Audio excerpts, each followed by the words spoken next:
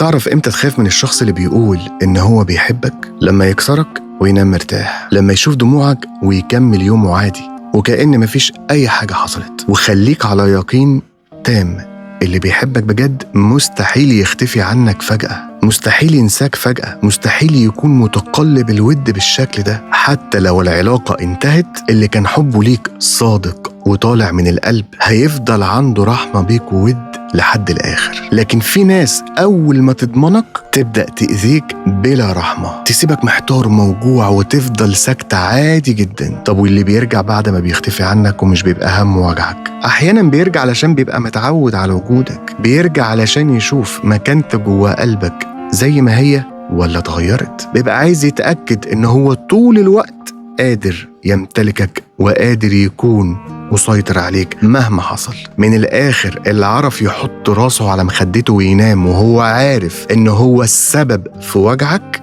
ما ينفعش تأمنه على راحة بالك وسعادتك أبداً. وعلشان كده بقولك